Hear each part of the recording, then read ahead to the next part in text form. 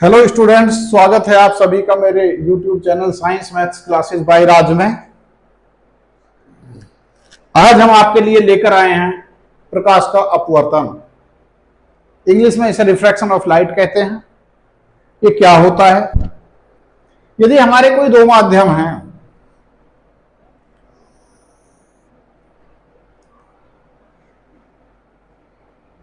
जो हमारा परावर्तन था वो एक माध्यम में ही होता था और अपवर्तन के लिए, रिफ्रैक्शन के लिए हमारे दो माध्यम होने आवश्यक हैं। यदि हमारी कोई ये आपतित किरण है, जिसे इंसिडेंट रेज भी कहते हैं इंग्लिश में, और जैसे ही ये यहां इस माध्यम से बाहर निकलती है, दूसरे माध्यम में पहुंचती है, तो आप इसकी दो कंडीशन होंगी। यदि माध्यम हमारा विरल होगा तो ये अभिलंब से दूर हट जाएगी, बजाय सीधे जाने के सीधे नहीं जाएगी, बल्कि यह अभिलंब से दूर हट जाएगी। और यदि हमारा ऊपर ये कंडीशन तब है जब ये माध्यम हमारा सघन हो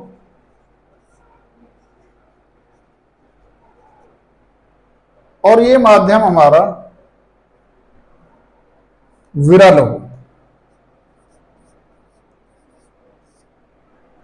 या यहां यदि हम देखते हैं, यदि ये माध्यम हमारा विरल है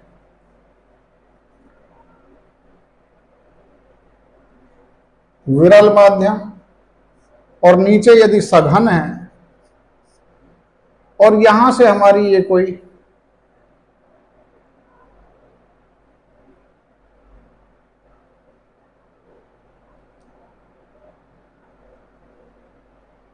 इंसिडेंट रेज यहां आती है सीधी,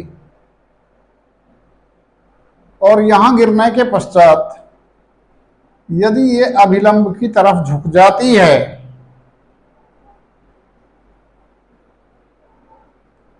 तब ये हमारा नीचे वाला सघन माध्यम। यहां जो हमारा सघन माध्यम है, इसका मतलब है जो अधिक अपवर्तनांक वाला है माध्यम है हमारा, वो हमारा सघन है। जो कम अपवर्तनांक वाला माध्यम है वो विरल है। अभी हम अपवर्तन की ही बात कर लेते हैं। सबसे पहले ये अपवर्तन होता क्या है?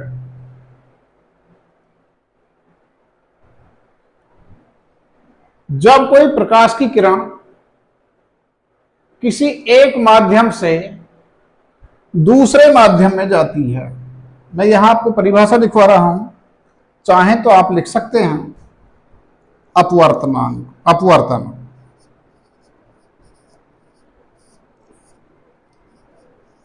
जब कोई प्रकाश की किरण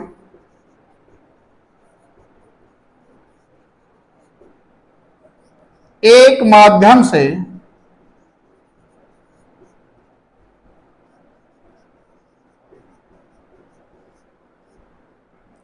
दूसरे माध्यम में जाती है, तो वह अपने मार्ग से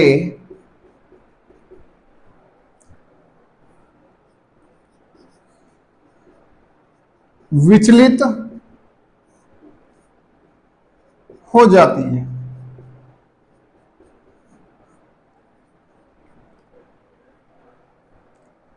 इसे ही हम अपवर्तन कहते हैं।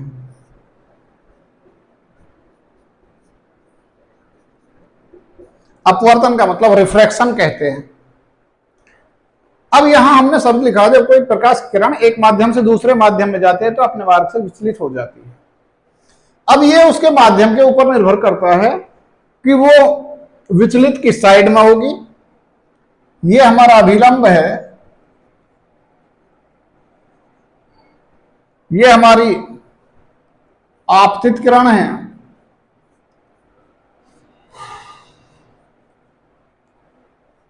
जो इंग्लिश वाले बच्चे हैं वो भी लिख सकते हैं इंसिडेंट रेज।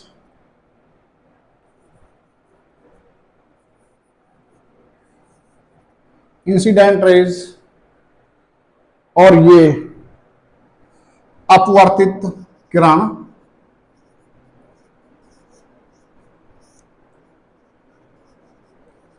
इंग्लिश में चाहें तो रिफ्रैक्टेड रेज।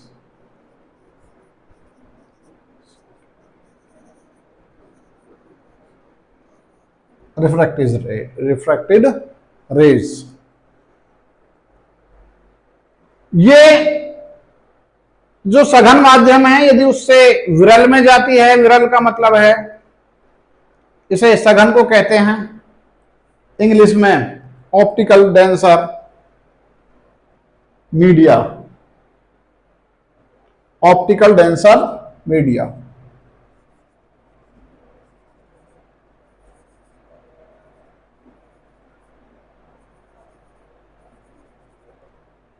मीडिया और विरल को रेयरर मीडिया।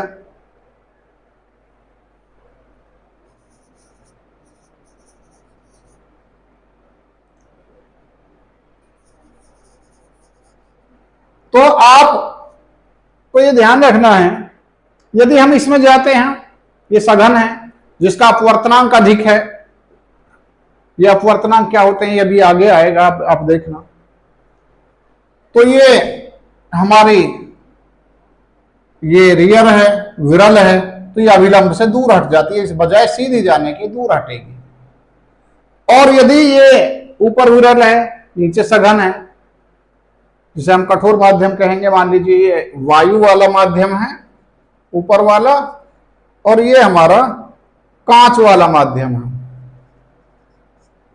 तो वायु में सीधी निकल जाए, कांच थोड़ा कठोर है, इसमें ये दूर, इसमें ऊपर ये कांच है, सॉरी ऊपर कांच वाला माध्यम है क्योंकि ऊपर सघन है और नीचे विरल है, ये वायु वाला माध्यम है, तो यहां से दूर हट जाएगी। यहां कंडीशन उल्टी है, मान लीजिए ये वायु वाला है और ये सघन, ये कांच वाला है या जल वाला है, तो ये यहां इसकी तरफ मुड़ जाएगी। अब ये कैसे मुड़ेगी, क्या इसका नियम होता है, ये आपको हम आज बताने वाले हैं। इसमें आप सबसे पहले देख लेंगे ये माध्यम। माध्यम वही है प्रकाशिक माध्यम, ये हेडिंग आता है इसमें प्रकाशिक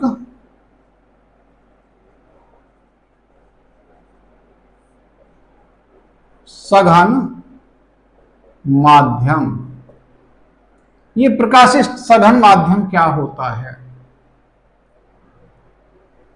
हमारे दो माध्यम हैं, एक वायु वाला माध्यम, एक जल वाला माध्यम। जिसका अपवर्तनांक अधिक होगा, यहां मैं लिख देता हूं अधिक या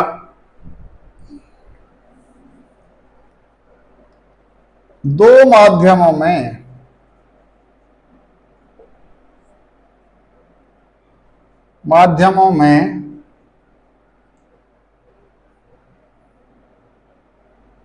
अधिक अपवर्तनांक वाला माध्यम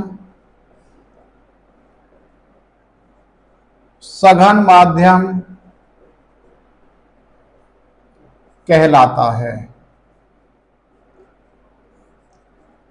सघन माध्यम का मतलब इंग्लिश में यदि चाहें तो आप लिख सकते हैं optical denser media. Optical denser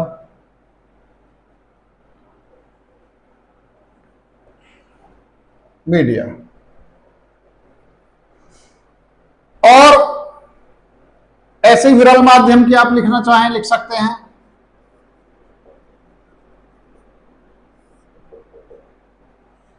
rare media. दो माध्यमों में अधिक अपवर्तनांक कम, दो माध्यमों में अपेक्षाकृत कम अपवर्तनांक वाले माध्यम को विरल माध्यम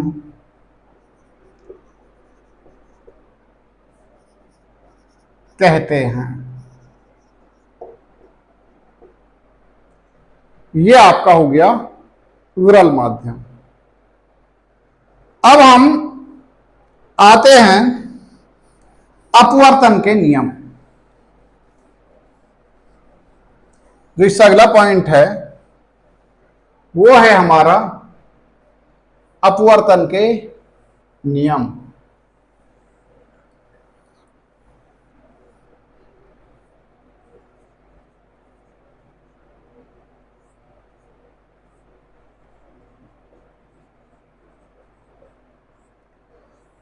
यानी इसके नियम क्या होते हैं।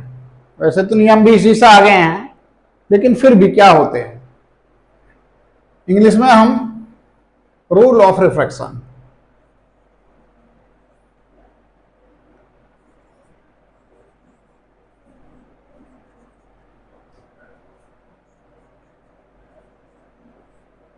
रूल ऑफ रिफ्रैक्शन क्या होते हैं। इसमें दो नियम होते हैं अपवर्तन के। जब कोई प्रकाश किरण, ये पहला नियम है, अभी हम बता रहे हैं, वही चल रहा है। जब कोई प्रकाश किरण सघन माध्यम से विरल माध्यम में जाती है तो वह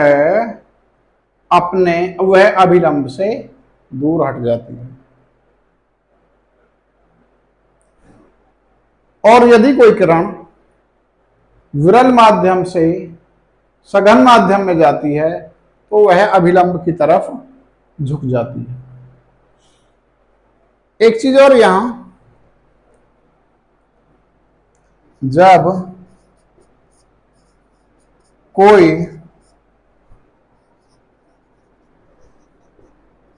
प्रकाश की किरण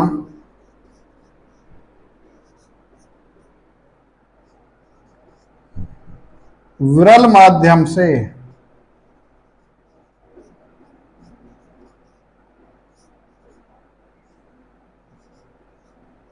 सघन माध्यम में जाती है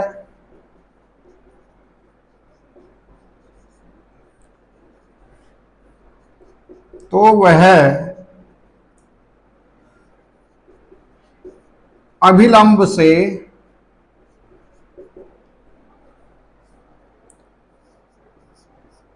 दूर हट जाती है। और यदि विरल माध्यम से सघन माध्यम में जाती है तो वह अभिलंब से दूर नहीं हट जाती, अभिलंब की तरफ झुक जाती है। तो वह अभिलंब की तरफ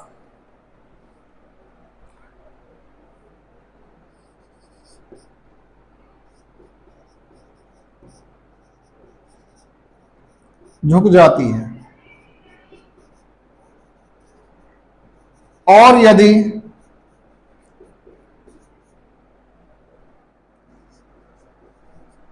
सघन माध्यम से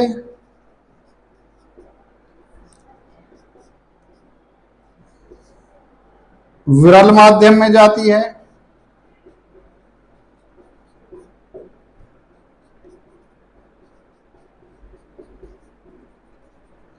तो अभिलंब से दूर हट जाती है।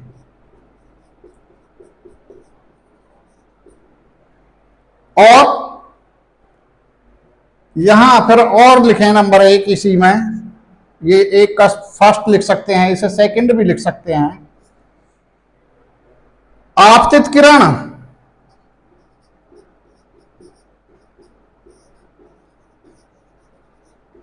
दूसरा अभिलंब और तीसरा अपवर्तित किरण।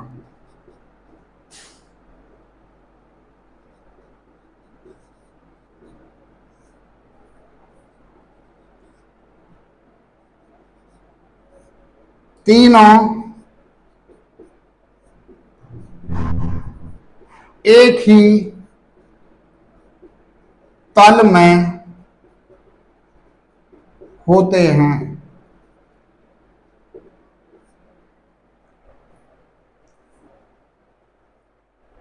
अब आते हैं दूसरे नियम पर।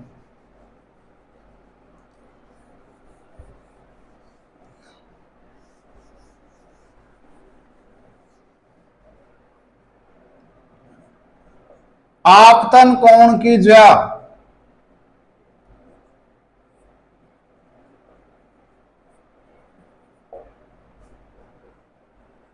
जिसे साइन कहते हैं, साइन आई, और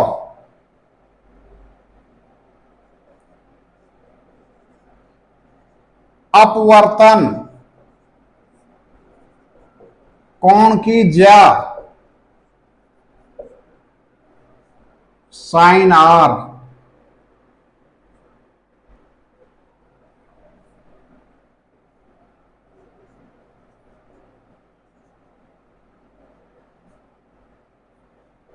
का नियतांक का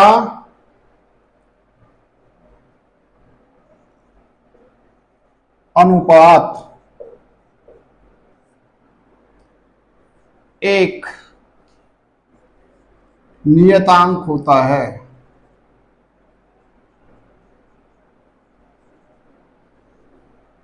अर्थात साइन आई बटे साइन आर बराबर नियतांक यानी कांस्टेंट। और इस नियतांक को हम ईटा द्वारा प्रदर्शित करते हैं, ये एन भी कह देते हैं, या ईटा साइन आई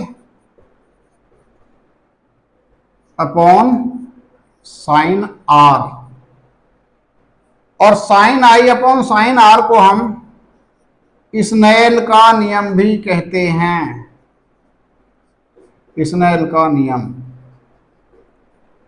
यदि आपको आता है स्नेल का नियम लिखो तो आप यही लिखेंगे कि आपतन कोण की ज्या और अपवर्तन कोण की ज्या का अनुपात साइन आई अपॉन और साइन आर का अनुपात एक नियतांक होता है। अर्थात साइन आई बटे साइन आर बराबर नियतांक। ये आपके अपवर्तन के नियम। तो अब हम यहां आते हैं, जो हमारा ये है आई इंसिडेंट, ये एंगल ऑफ इंसिडेंट आपतित किरण और अभिलंब के बीच में जो एंगल है ये साइन आई, और जो अभिलंब और अपवर्तित किरण रिफ्रैक्टेड रेज के बीच वाला कोण आर साइन आर, इन दोनों का जो अनुपात होता है उसी को हम नियतांक कहते हैं, और इसे स्नेल का नियम भी हम कह देते हैं। बस आज के लिए इतना ही। Thank you. मेरी अगली वीडियोस देखने के लिए मेरे चैनल को लाइक करें, सब्सक्राइब करें और बेल आइकन दबाना ना भूलें। धन्यवाद।